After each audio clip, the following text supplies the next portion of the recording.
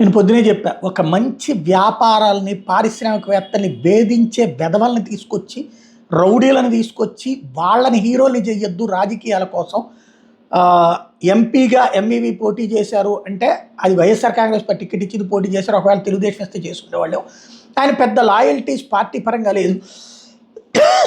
But ఆయన్ని ఒక అసాంఘిక శక్తిగా చూపించే ప్రయత్నం అనుకోండి, ఆయన ఆస్తులు లాక్కోవడానికి జరిగే కుట్రలాగా కనబడుతోంది అన్నటువంటి. హేమంత్ అనేటువంటి ఒక రౌడీ షీటర్ ఎవడైతే అరాచకం చేసినటువంటి వీరుడిగా చూపించేటటువంటిది మానేయండి అంది. ఇప్పుడు తాజాగా ఎంవీవి బయటకు వచ్చారు. కొంతకాలం పాటు మీడియాకి దూరంగా ఉండాలనుకున్నా, ఎన్నికల రిజల్ట్ తర్వాత షాక్లోకి వెళ్ళిపోయాను. ప్రతినిత్యం నా మీద పలు కథనాలు రాస్తూనే ఉన్నారు. వాస్తవాలు కాకుండా అవాస్తవాలు రాయడం బాధగా ఉంది. నా భార్య కుమారుడు జీవి టార్గెట్ చేసి కిడ్నాప్ చేశారు. హేమంత్ అనే వ్యక్తికి నాకు సంబంధాలు ఉన్నాయని రాయడం బాధాకరం. ఈ కేసును పూర్తిగా మరోమారు ఎంక్వైరీ చేయాలని నేను కూడా కోరుతున్నాను. హేమంత్కి నాకున్న సంబంధాలు వ్యక్తపరుస్తూ హేమంత్ అనే వ్యక్తికి నేను 12 స్థలాలు, 5 కార్లు, 5 విల్లాలు, ఆస్తులు ఇచ్చినట్టు కథనాలు రాస్తున్నారు. జైలు నుండి వచ్చిన కోర్టుకి వచ్చిన హేమంత్ సంతకం లేని ఒక ఉత్తరం దొరికింది. నా ఉత్తరానికి నాకు సంబంధం ఉందంటే దుర్మార్గం. హేమంత్కి నేను కార్లు ఇచ్చానంటున్నారు. అయితే ఆ కార్ నెంబర్లు, వాటి రిజిస్ట్రేషన్ సంబంధించిన ఆధారాలు చూపించండి. గత 5 సంవత్సరాల్లో ఎంపీ ఏ ఒక్కరి దగ్గర ఎంపీగా నేను ₹1 కూడా తీసుకోలేదు. ఎమ్మెల్యేగా పోటీ చేసిన సమయంలో కూడా నా డబ్బులు ఖర్చు పెట్టాను తప్ప ఎవరి దగ్గర తీసుకోలేదు. హేమంత్ అనే వ్యక్తి 12 కేసులు ఉన్నాయి.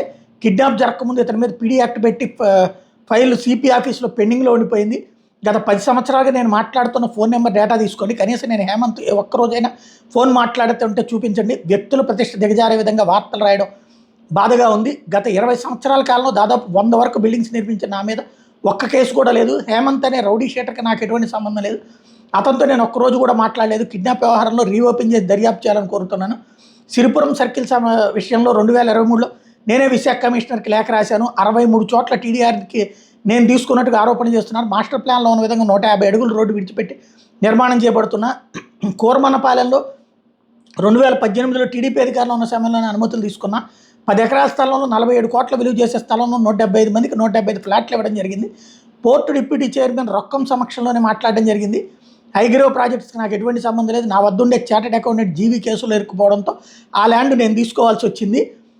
నా జగదీష్ అనే వ్యక్తి మీద దాదాపు 114 కేసులు నమోదైన జీవి నా సన్నిహితుడు కారణంగా అతనికి మంచి కోరి బాగోగులు చెప్పడం జరిగింది అని చెప్పుకొచ్చారు. ఇక్కడ నాకైతే ఒకటి అర్థమవుతుంది. వైఎస్ఆర్ కాంగ్రెస్ పార్టీ ఇప్పుడు ఎవడు అధికారంలో ఉంటే వాళ్ళ వ్యాపారవేత్తలు, వాళ్ళ పారిశ్రామికవేత్తలు, మిగతా వాళ్ళందరూ రాష్ట్రం వదిలిపోవడం బెటరు.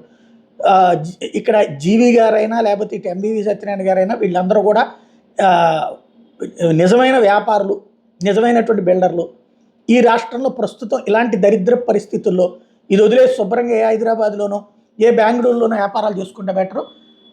ఎందుకంటే ఇవాళ చూస్తుంటే అసహ్యం వేస్తుంది. ఇట్లాంటి దరిద్రపు రాజకీయాలు, పత్రికలను అడ్డం పెట్టి వ్యక్తిత్వ హననాలు చేసి వ్యక్తిత్వ దోషణలకు దిగి చేసేటువంటి దరిద్రం కంటే ఇంత కోట్ల రూపాయలు సంపాదించుకుని ఆ దరిద్రపు పేరు ఎందుకు?